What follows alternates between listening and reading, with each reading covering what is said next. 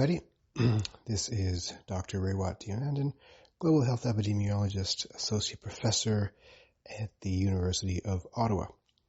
Now, I've been ignoring this podcast for many months now and focusing more on, parenting and writing my blog on occasion. And since the pandemic exploded into our lives, my blog's readership has similarly exploded. And it was pointed out to me that a lot of people don't read. So I should probably repeat some of the content in the form of an audio podcast or a video podcast. So that's what I'm doing right now. It's Sunday morning. My spouse is asleep. My baby is asleep. My dog is running around looking for me. I think I see him back there in the living room. He sees me. That's cool. So I thought I'd take this chance to record some thoughts. The first topic I thought I'd cover is the back-to-school reopenings. I wrote about this recently, and since, as I noted, most people don't read anymore, let's repeat some of that content from that blog post, shall we? When we reopen schools, it's important, obviously, to keep the kids safe. It's important to keep the teachers safe. It's important to keep the custodians safe and the cafeteria workers safe. It's also important to keep the community safe from the kids and the teachers and the custodian workers and all that fun stuff. And the reason we're concerned about schools, obviously, is that kids are little petri dishes that run around and infect people and become infected themselves, but also because schools can be pandemic accelerators. Right? So overwhelmingly, the kids will be fine. The families will be fine, overwhelmingly.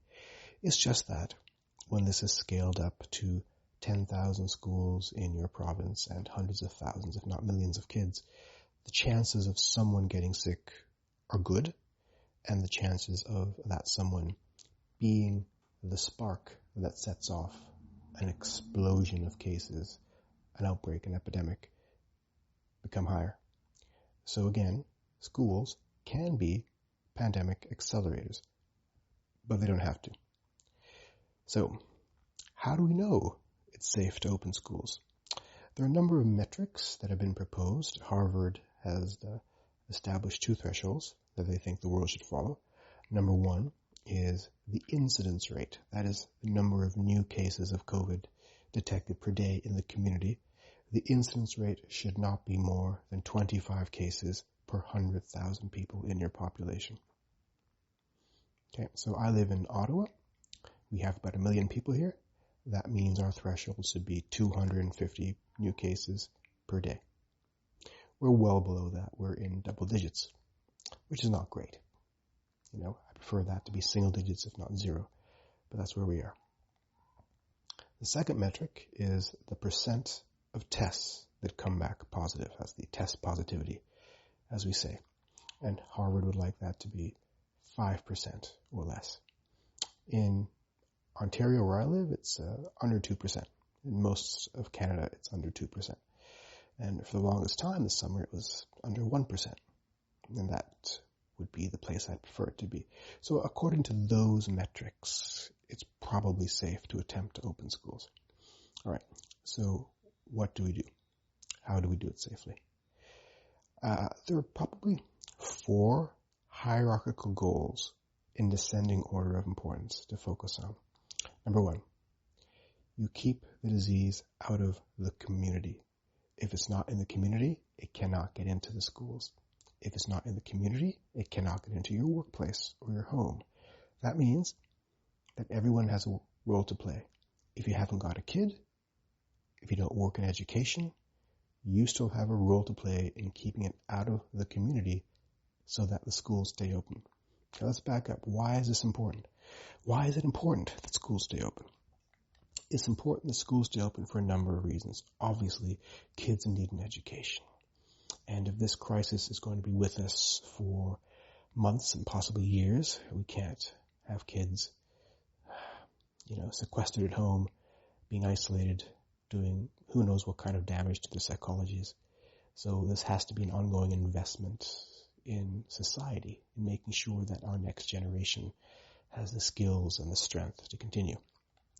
Number two is that schools function as daycares, frankly. And for parents to be able to go back to work, the children need a place to be able to go. So if we can't open the schools, then parents can't go back to work, and so the economy stays shut. So everything depends on schools staying open. If you don't have a kid who's in school, your job, your life still depends on schools staying open. So take this seriously. So back to that hierarchy of goals. Number one, keep it out of the community. If it's not in the community, it can't get into the schools.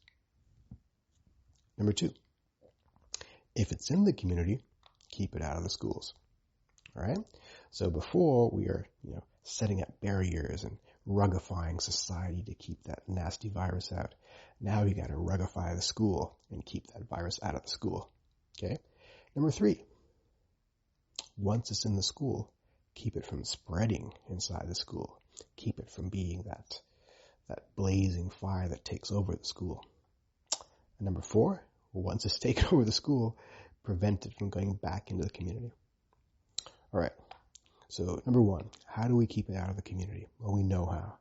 We do all the things we have to do. We wear a mask. We maintain social distance. We don't socialize unless we have to. We avoid gatherings of large numbers of people. You don't have to go to the bar. You don't have to go to a restaurant. I'm sorry, bar owners and restaurant owners, but this is not your time.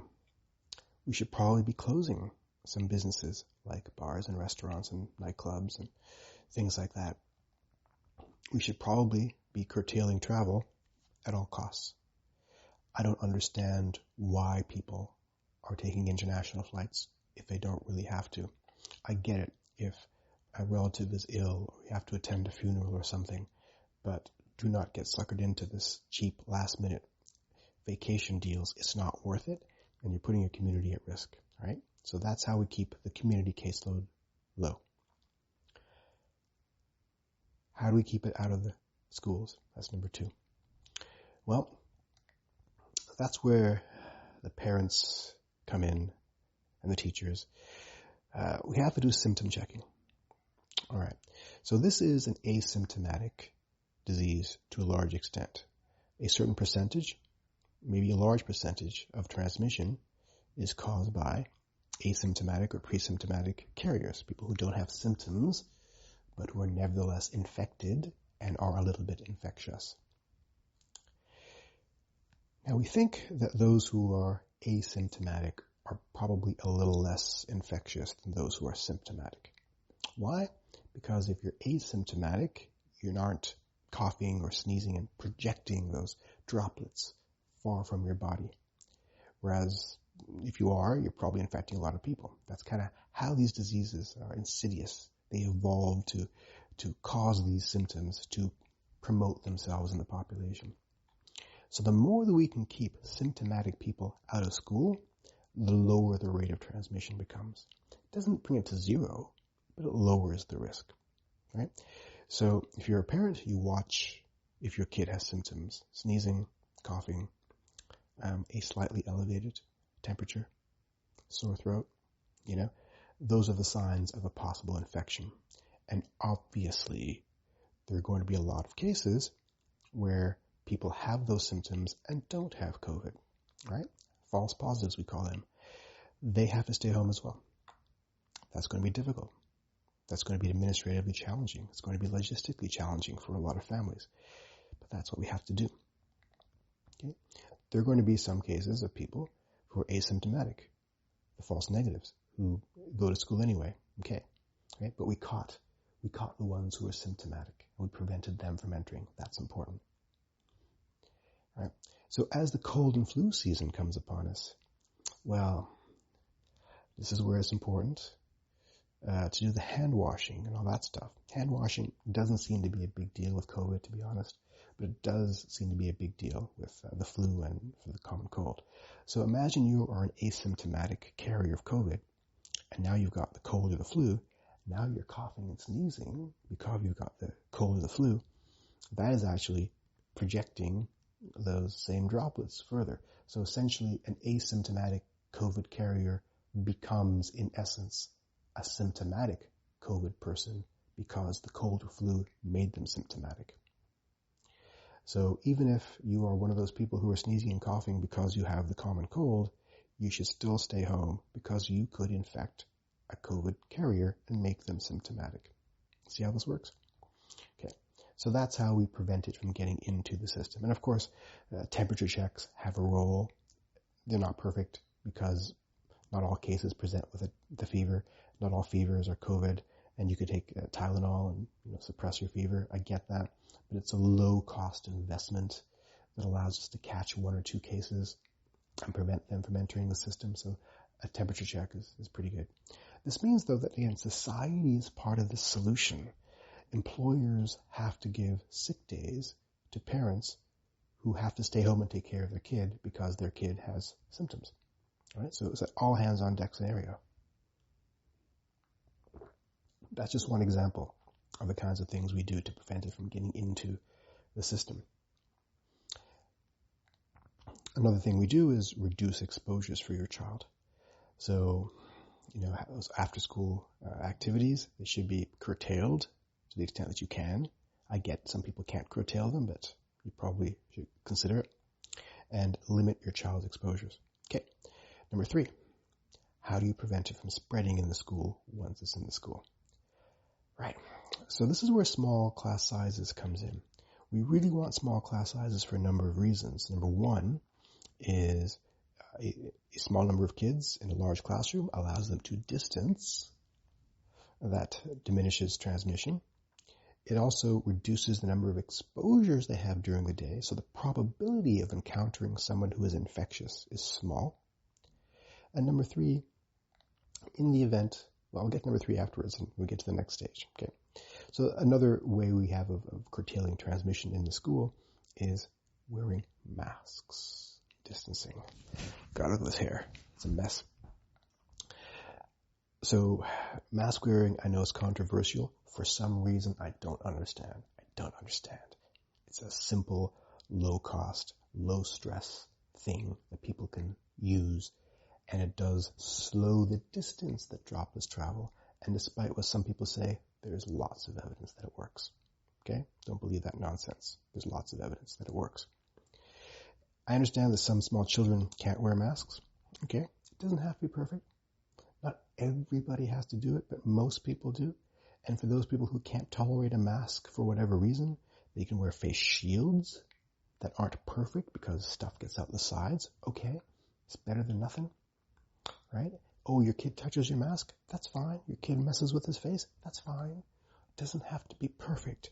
Don't let perfect be the enemy of good. This is a numbers game, a population game. We want a lot of people to do things sufficiently well so that on average and on aggregate, it becomes good. Okay. The last thing, how do you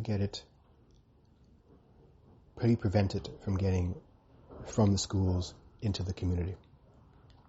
So small class sizes are important here too, because that's a cohorting approach. What that means is if your child is in a class in which a couple of cases have been detected, we can just remove that class from the school and isolate them for 1 or 2 weeks while we investigate and let the school continue to function. So it's not a school closure event, right? The system continues rolling on, and that way the community is protected and the kids can keep on functioning. We should expect cases to happen. We should expect it.